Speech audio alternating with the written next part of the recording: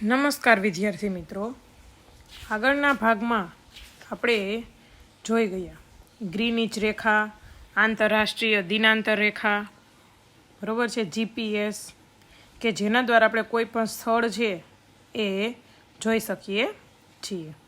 અથવા તો આગળ આપણે એ પણ અભ્યાસ કરી ગયા કે પૃથ્વીના મધ્યમાંથી જે વૃત્ત પસાર થાય છે એ વિષુવવૃત્ત, પૃથ્વીના ઉત્તર ગોળાર્ધમાંથી જે વૃત્ત પસાર થાય છે એને આપણે કહીશું કર્કવૃત્ત, અને પૃથ્વીના દક્ષિણ ગોળાર્ધમાંથી જે વૃત્ત પસાર થાય છે એને આપણે કહીશું મકરવૃત્ત. એટલે કે એ વૃત્તોને આધારે એ ત્રણ કટિબંધો, બરાબર છે, કે જ્યાં સૂર્યના કિરણો સીધા પડશે ત્યાં સૌથી વધારે ગરમી હશે, જ્યાં ત્રાંસા પડશે ત્યાં એનાથી થોડી ઓછી ગરમી હશે, બરાબર છે, અને એનાથી સાવ ત્રાંસા પડતા હશે તો ત્યાં સૌથી વધારે ઠંડી હશે. તો આજે આપણે કટિબંધો વિશે અભ્યાસ કરશું. બાજુની આકૃતિ પરથી પૃથ્વીના તાપમાન, પ્રકાશ, ગરમી અને ઠંડીના આધારે સ્પષ્ટ રીતે જુદા જુદા વિભાગોમાં વહેંચાઈ જાય છે, જેને કટિબંધો કહે છે. એટલે કે પૃથ્વીના તાપમાન, કે પૃથ્વી છે એ સૂર્યની સામે આવે છે, બરાબર છે, અને એ સૂર્યની સામે આવતા જે જુદા જુદા ભાગોમાં વહેંચાઈ જાય છે, ક્યાંક વધારે ઠંડી પડે છે, ક્યાંક વધારે ગરમી પડે છે, ક્યાંક એકદમ ઠંડી પડે છે, તો એ જે ભાગોમાં વહેંચાઈ જાય છે જેને કટિબંધો કહે છે. વધારે તેમજ ઓછા પ્રકાશ અને ગરમી મેળવતા ભાગોને નીચે મુજબ વિભાગમાં વહેંચવામાં આવ્યા છે, બરાબર છે. જો કટિબંધો ત્રણ છે, એક આવશે ઉષ્ણ કટિબંધ, બીજું આવશે સમશીતોષ્ણ કટિબંધ અને ત્રીજું આવશે શીત કટિબંધ. તો કે ઉષ્ણ કટિબંધ એટલે કે અતિશય ગરમી હશે, કે જે સૂર્યના કિરણો સીધા પડતા હશે એવા ભાગમાં આપણે અતિશય ગરમી જોવા મળશે. સમશીતોષ્ણ કટિબંધ, તો ત્યાં સપ્રમાણમાં ગરમી અને ઠંડી હશે, એટલે કે બહુ ઠંડી પણ નહીં હોય અને બહુ ગરમી પણ નહીં હોય, બંનેનું પ્રમાણ છે સરખું હશે. શીત કટિબંધ, કે જ્યાં સૂર્યના કિરણો પડતા જ નથી અથવા તો સાવ ઓછા પડે છે ત્યાં શું હશે? સખત ઠંડી હશે. પૃથ્વીની ગતિના પ્રકાર, તો કે પૃથ્વીને બધા ગ્રહોની જેમ પૃથ્વીની પણ ફરવાની બે પ્રકારની ગતિ છે. તો બે પ્રકારની ગતિ કઈ આવશે? તો કે એક પરિભ્રમણ અને બીજું આવશે પરિક્રમણ. તો સામાન્ય સમજ મેળવીએ તો ભ્રમણ પોતાની ધરી ઉપર ફરે છે, બરોબર છે, એમ પૃથ્વી પોતાની ધરી ઉપર પશ્ચિમથી પૂર્વ દિશામાં ફરે છે. ક્યાં ફરે છે? પશ્ચિમથી પૂર્વ, બરોબર છે. પૃથ્વીની આ ગોળ ચક્કર લગાવવાની ગતિ દૈનિક ગતિ, રોજ ફરે છે પશ્ચિમથી પૂર્વ તરફ, બરોબર છે, એટલે તેને પરિભ્રમણ કહે છે.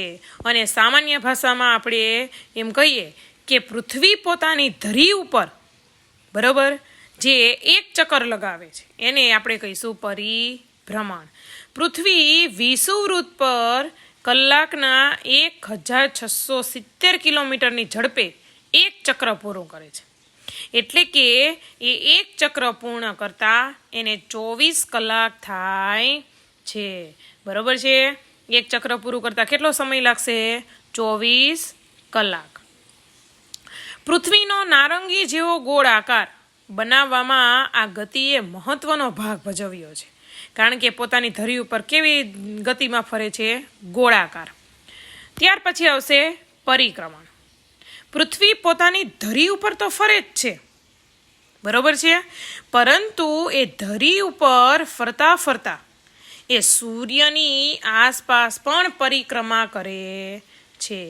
પૃથ્વીને એક પરિક્રમા, એટલે કે સૂર્યની આસપાસ એક ચક્કર પૂરું કરતા 365 દિવસ લાગે છે, એટલે કે એક વર્ષ. આ સમયગાળાને આપણે એક વર્ષ કહીએ છીએ. અવકાશમાં પૃથ્વીને સૂર્યની આસપાસ ચક્કર લગાવવાનો એક કાલ્પનિક માર્ગ નક્કી થયેલો છે, કે એ પોતે એક જ કક્ષામાં ગોળ ફરે છે, સૂર્યની આસપાસ, અને જે માર્ગમાં એ ફરે છે એને આપણે કક્ષા તરીકે ઓળખીએ છીએ. આ સાથે પૃથ્વી વર્તુળાકાર નહીં પરંતુ લંબ ગોળાકાર કક્ષામાં ફરે છે. વર્ષભર પૃથ્વી અને સૂર્ય વચ્ચેનું અંતર એ સરખું હોતું નથી. પૃથ્વી પોતાની ધરી પર 23.5 અંશ અને કક્ષા સાથે 60.5 અંશનો ખૂણો બનાવીને ફરે, એટલે કે પોતાની ધરી ઉપર એ થોડીક ત્રાંસી ફરે છે. પૃથ્વીના આ ધરી નમનના કારણે ઋતુઓ થાય છે અને દિવસ રાત છે કેવા થાય છે તો કે લાંબા ટૂંકા થાય છે. એટલે કે એક તો એ પોતાની ધરી ઉપર કેવી છે, ત્રાંસી છે, બરોબર. ત્રાંસીની સાથે સાથે એનો જે ભાગ સૂર્યની સામે આવશે ત્યાં આપણને શું જોવા મળશે, દિવસ જોવા મળશે. તો પાછળના ભાગમાં શું હશે, રાત્રિ. એ ફરતા ફરતા પાછો એ સૂર્યની સામે આવશે તો ત્યાં આપણને એ રાત્રિ જોવા મળશે, બરોબર છે. દિવસ રાત વિશે અભ્યાસ કરશું. પૃથ્વીની દૈનિક ગતિના લીધે જ રોજ પોતાની ધરી ઉપર ફરે છે 24 કલાક, બરોબર. એટલે કે 12 કલાક એ સૂર્યની સામે હોય છે તો બીજો ભાગ છે 12 કલાક સૂર્યની પાછળ હોય છે, બરોબર છે. એટલે કે સૂર્યના કિરણો પૃથ્વી ઉપર પડશે તો પાછળના ભાગમાં એ સૂર્યના કિરણો પડશે નહીં, તો એ પાછળના ભાગમાં શું હશે, રાત્રિ હશે. પૃથ્વી પોતાની ધરી પર નમેલી અને ગોળ હોવાથી તેના અડધા ભાગ પર જ સૂર્યનો પ્રકાશ પડે છે અને અડધા ભાગ ઉપર શું રહે છે, અંધારું રહે છે. પૃથ્વી ફરતી ન હોત તો એક તરફ અંજવાળું અને બીજી તરફ શું હોત, અંધારું જ રહેત. પરંતુ એ પોતાની ધરી ઉપર રહે છે, આથી દિવસ અને રાત એમ બદલાયા કરે છે. આમ પૃથ્વીનું દરેક સ્થળ 24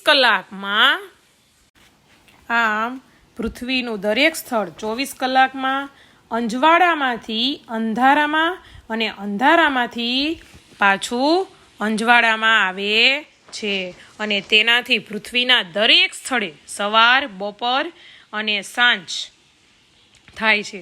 પૃથ્વીના ધરી નમનના એટલે કે ધરી ઉપર નમેલી છે, ધરી નમનના લીધે દિવસ રાતની લંબાઈમાં ફેરફાર થાય છે. જો આમ જોવા જઈએ તો સીધી, પરંતુ 90 અંશે ઉત્તર ધ્રુવ ને દક્ષિણ ધ્રુવ એટલી પૃથ્વી છે એ શું છે, ત્રાંસી છે, બરોબર છે. તો જ્યાં સૂર્યના કિરણો હશે એ ભાગમાં દિવસ હશે અને એના પાછળના ભાગમાં શું હશે તો કે રાત્રિ હશે. ત્યારબાદ 21મી જૂન એ પોતાની ધરી ઉપર ત્રાંસી હોય છે, પરંતુ એ સમયે થોડી ત્રાંસી ને એ થોડોક એનો ભાગ છે કેવો હોય છે, સીધો, બરોબર છે. એટલે 21મી જૂને કર્કવૃત અને 22મી ડિસેમ્બરે મકરવૃત પરના સૂર્યના કિરણો બરાબર સીધા પડે છે. જ્યાં સૂર્યના કિરણો છે એ સીધા પડે છે અને તેની નજીકના વિસ્તારોમાં દિવસ લાંબા અને રાત્રિ એટલે કે જ્યાં સૂર્યના કિરણો પડતા હશે એ વિસ્તારોમાં દિવસ લાંબા અને રાત્રિ છે એ કેવી હશે, ટૂંકી રહે છે. જ્યાં સૂર્યના કિરણો ત્રાંસા પડે છે ત્યાં દિવસ ટૂંકો હશે અને રાત્રિ કેવી હશે, લાંબી. કે ત્રાંસા પડે છે તો ફટાફટ શું થઈ જશે, અંધારું થઈ જશે. જ્યારે 21 માર્ચ અને 23 સપ્ટેમ્બર માસમાં રાત અને દિવસ બંને કેવા હોય છે, સરખા હોય છે. આપણે આકૃતિ દ્વારા સમજીશું. જો જૂન અને ડિસેમ્બર કે એ સમયે પૃથ્વી એક્ઝેક્ટ જે કંઈ કર્કવૃત અને એના બીજા કયું વૃત આવશે, કર્કવૃત અને મકરવૃત. તો એ સમયે એના સૂર્યના કિરણો છે એક્ઝેક્ટ સૂર્ય સામે આવશે, બરોબર છે. તો દિવસ અને રાત્રિ કેવા હશે, સીધા પડે છે. આથી નજીકના વિસ્તારોમાં દિવસ લાંબા અને રાત્રિ ટૂંકી હશે અને સૂર્યના કિરણો જ્યાં જ્યાં ત્રાંસા પડતા હશે ત્યાં દિવસ ટૂંકો અને રાત્રિ લાંબી હોય છે. અને દિવસ રાત સરખા ક્યાં હશે તો કે 21 માર્ચ અને 23 સપ્ટેમ્બર. ત્યાં આપણને એ દિવસ રાત છે એક સરખા જોવા મળશે, બરોબર છે. વિદ્યાર્થી મિત્રો, દિવસ અને રાત છે કેવી રીતે થાય છે એ આપણે જોયું, પરંતુ ઋતુઓ પણ છે એ પોતે બદલાય છે. પૃથ્વી ધરી પર નમેલી હોવાથી ઉત્તર ધ્રુવ અને દક્ષિણ ધ્રુવ વારા ફરતી સૂર્યની સામે આવે છે. બરોબર, નમેલી છે, પોતાની ધરી ઉપર કેવી છે? નમેલી. આથી એનું ઉત્તર ધ્રુવ અને દક્ષિણ ધ્રુવ એ વારા ફરતી સૂર્યની સામે આવશે, એક સાથે આવશે નહીં. આમ સૂર્યના કિરણો વિષુવવૃત્તથી ઉત્તર કે દક્ષિણે સીધા પડે છે. બરોબર છે. આમ થવાથી દિવસ રાતમાં તફાવત પડે છે. આથી વધારે સમય સૂર્યપ્રકાશ મેળવતા વિસ્તારોમાં ઉનાળો અને ઓછા સમયમાં સૂર્યપ્રકાશ મેળવતા વિસ્તારોમાં શું હશે? શિયાળો. કે જ્યાં સૂર્યપ્રકાશ વધારે હશે ત્યાં ગરમી વધારે હશે એટલે ઉનાળો હશે, અને જ્યાં સૂર્યપ્રકાશ ઓછો પડતો હશે એવા વિસ્તારોમાં એ ઠંડીનું પ્રમાણ એટલે કે શિયાળો અનુભવાય છે. તે જ સમયે દક્ષિણ ગોળાર્ધમાં શિયાળામાં ઋતુ અનુભવાય છે, જે માનવ જીવન ઉપર સીધી અસર કરે છે. એટલે કે જ્યારે ઉત્તર ગોળાર્ધમાં સૂર્યના કિરણો સીધા હશે તો ત્યાં ઉનાળો હશે, અને દક્ષિણ ગોળાર્ધમાં ત્રાંસા હશે તો ત્યાં કઈ ઋતુ અનુભવાશે? શિયાળાની ઋતુ અનુભવાશે. અને જેમ જેમ જે ઋતુ અનુભવાશે એ ઋતુઓની માનવ જીવન ઉપર આપણને અસર તરત જોવા મળશે. એટલે કે ઉનાળો હશે તો કેવા લોકો કપડાં પહેરતા હશે? સાદા અને સૂતરા. બરોબર છે. શિયાળાની ઋતુ હશે તો સ્વેટર ને એવા. બરોબર છે. ખાનપાનમાં પણ આપણને ફેરફાર જોવા મળતો હોય છે. આથી આપણને માનવ જીવન ઉપર સીધી અસર કરે છે. પૃથ્વીના ગોળાની મદદથી ભારતમાં ઉનાળો હોય તો નીચે આપેલા દેશોમાં કઈ ઋતુ હશે? એ તમે કે ભાઈ જો ભારત છે એ પૃથ્વીના ગોળામાં સૂર્યની સામે હશે તો પાછળના ભાગમાં શું હશે? બરોબર છે. કે જ્યાં સૂર્યના કિરણો ત્રાંસા પડતા હશે ત્યાં શિયાળાની ઋતુ અનુભવાશે. ઉત્તરાયણ 22મી ડિસેમ્બરથી સૂર્યના સીધા કિરણો ઉત્તર તરફ એટલે કે વિષુવવૃત્ત તરફ પડવાના શરૂ થાય છે 22મી ડિસેમ્બરથી. આમ ઉત્તરાયણ 22મી ડિસેમ્બરે થાય છે. 14મી જાન્યુઆરીએ સૂર્ય મકર રાશિમાં પ્રવેશ કરે છે. આથી એને શું કહેવાય છે? મકર સંક્રાંતિ કહેવાય છે, જે આપણે પતંગ ચગાવવાનો તહેવાર છે એ. દક્ષિણયાન 22 જૂનથી સૂર્યના સીધા કિરણો કર્કવૃત્તથી ખસી અને દક્ષિણ તરફ એટલે કે ઉપરના ભાગમાં નહીં નીચે તરફ વિષુવવૃત્ત તરફ પડવાનું શરૂ કરે છે, જેને દક્ષિણયાન કહે છે. સંપાત સૂર્યનો ક્રાંતિવૃત્ત અને વિષુવવૃત્ત વર્ષમાં 2 વખત એકબીજાને છેદે છે. એટલે કે છેદબિંદુ જ્યાં બંને ભેગા થશે, બરોબર છે, એને આપણે કહીશું છેદન બિંદુ ને સંપાત દિવસ કહેવામાં આવે છે. સંપાત દરમિયાન સૂર્ય ઉત્તર તરફ ખસતા જતા ઉત્તર ગોળાર્ધમાં 22મી માર્ચથી દિવસની લંબાઈ છે કેવી થતી જાય છે? વધતી જાય છે, અને રાત્રિ છે એ ટૂંકી થતી જાય છે. હવે દિવસ લાંબો હોય ને રાત્રિ ટૂંકી હોય તો કઈ ઋતુ હશે? ઉનાળાની ઋતુ હશે. અને 21મી જૂનથી વર્ષનો લાંબામાં લાંબો દિવસ અને ટૂંકામાં ટૂંકી રાત હોય છે. સૂર્ય દક્ષિણ તરફ ખસતાની જતા દક્ષિણ ગોળાર્ધમાં 24 સપ્ટેમ્બરથી દિવસની લંબાઈ વધતી જાય છે અને રાત છે એ ટૂંકી થતી જાય છે.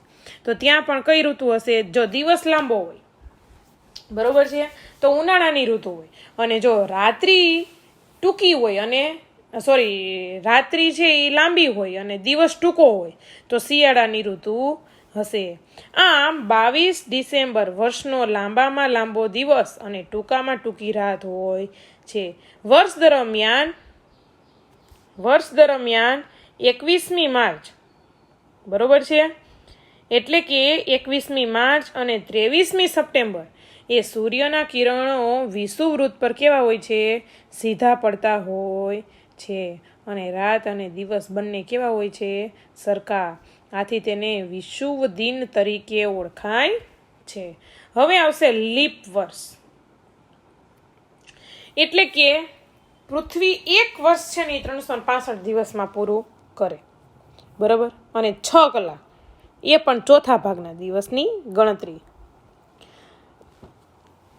એ ચોથા ભાગની ગણતરી જે 6 કલાકની છે, કારણ કે આપણે 24 કલાક કરવા જઈએ તો તો એનો ચોથો ભાગ એટલે કે 6 ને 6 6 એમ 4 વખત કરીએ તો 24 કલાક થાય ને, બરોબર છે. આથી ચોથા ભાગની દિવસની ગણતરી કરવાનું અવગડ ભરેલું હોવાથી 365 દિવસે વર્ષ પૂરું કરીએ છીએ. બાકી બચેલા 6 કલાક એ 6 આપને ખબર છે કે ફેબ્રુઆરી માસમાં 28 દિવસને બદલે 4 વર્ષે કેટલામો દિવસ આવે? 29. તો એ 4 વર્ષે 6 કલાક ભેગા કરીશું તો એક દિવસ થઈ જશે, બરોબર. તો એને કારણે આપણે 4 વર્ષે એક લીપ વર્ષ કે એક દિવસ વધારી આપણે 28 દિવસને બદલે 29 દિવસ કરી સરભર કરીએ છીએ અને તે વર્ષને શું આપણે કહીશું? તો કે લીપ વર્ષ, બરોબર છે. હવે આપણે જોશું ગ્રહણ. ગ્રહણ આપણે સૂર્ય અને ચંદ્ર તરફથી પ્રકાશ મળે છે, બરોબર છે. જો સૂર્ય, પૃથ્વીને પણ પોતાનો પ્રકાશ નથી અને ચંદ્રને પણ પોતાનો પ્રકાશ નથી. એ બંને જ્યારે સૂર્યની સામે આવશે તો એ પોતે પ્રકાશ એના ઉપર જોવા મળશે. સૂર્ય છે સ્વયં પ્રકાશિત છે અને ધગધગતો ગોળો છે. ચંદ્ર છે પરપ્રકાશિત છે, એને પોતાનો પ્રકાશ નથી, એને સૂર્યના પ્રકાશથી એ પ્રકાશિત છે. જુદા જુદા દિવસે પૃથ્વી તરફ પ્રકાશિત ભાગ દેખાય છે. કોઈ કારણથી સૂર્યનો અમુક ભાગ દેખાતો બંધ થઈ જાય તેમજ પૂર્ણ ચંદ્રનો અમુક ભાગ ન દેખાય અને ક્યારેક આખો ચંદ્ર દેખાતો બંધ થઈ જાય ત્યારે ગ્રહણ થયું એમ કહેવાય છે.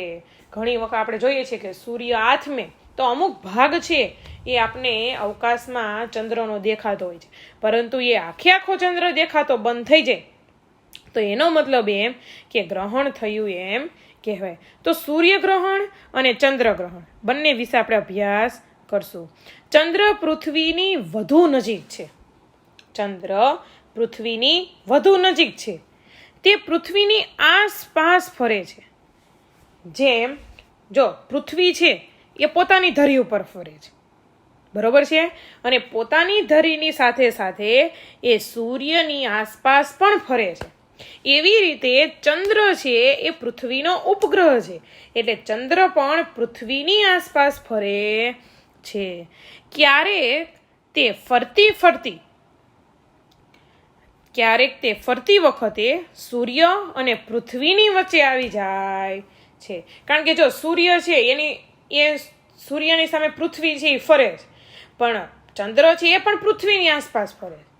તો ઘણી વખત ચંદ્ર ફરતો ફરતો ક્યાં આવી જશે? સૂર્ય અને પૃથ્વીની વચ્ચે.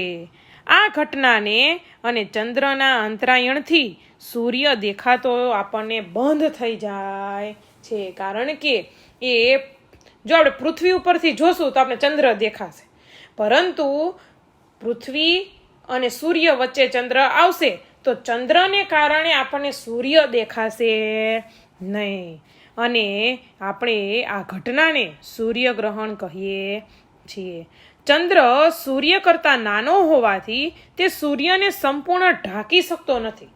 તો ઘણી વખત ફક્ત આપણને સૂર્યની ફરતી કિનારી અથવા તો અડધો સૂર્ય અથવા તો આપણે જેમ ચંદ્રને કેમ અત્યારે આકાશમાં જોઈએ છીએ, ક્યારેક સાવ લાઈન હોય, ક્યારેક અડધો ચંદ્ર હોય, ક્યારેક થોડોક ચંદ્ર અમાસ હોય ત્યારે, તો એવી રીતે જે અડધી આપણે બીજ ને એવું કહીએ છીએ, તો એવા પ્રકારના સૂર્ય છે એ આપણને જોવા મળે છે, બરોબર છે.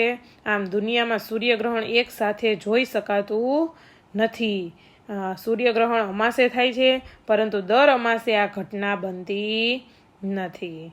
ત્યાર પછી આપણે જોશું ચંદ્રગ્રહણ. ચંદ્રને સૂર્ય તરફથી પ્રકાશ મળે છે, બરોબર છે. તેથી ચંદ્ર તરફ જતા સૂર્યના કિરણોના વચ્ચે પૃથ્વીનો અવરોધ આવે છે. પેલા કોણ વચ્ચે આવે છે? ચંદ્ર. હવે સૂર્ય અને ચંદ્રની વચ્ચે કોણ આવે છે? પૃથ્વી, બરોબર છે. એટલે કે સૂર્યના કિરણ, જો ચંદ્રને પોતાનો પ્રકાશ નથી તો સૂર્યનો પ્રકાશથી ચંદ્ર ઉપર પડશે તો એ પ્રકાશિત દેખાશે, બરોબર છે. પણ ઘણી વખત છે એ સૂર્ય અને ચંદ્રની વચ્ચે કોણ આવી જાય છે? પૃથ્વી આવી જાય છે. એટલે ચંદ્રના એટલા ભાગમાં એ શું જોવા મળશે? અંધકાર જોવા મળશે. આમ ટૂંકમાં પૃથ્વીના એટલા ભાગનો પડછાયો એ ચંદ્ર ઉપર પડે છે. આ ભાગ આપણને દેખાય નહીં, જેને ચંદ્રગ્રહણ કહેવાય છે. આવી ઘટના છે એ પૂનમની રાત્રે થાય છે, પરંતુ દર પૂનમે આવી ઘટના બનતી નથી. બરોબર છે? આપણે અહીંયા આ પ્રકરણ છે એ પૂર્ણ કરશું. દરેક વિદ્યાર્થીએ સ્વાધ્યાય પોથીમાંથી પાઠ પૂરવાનો રહેશે. સારા અક્ષર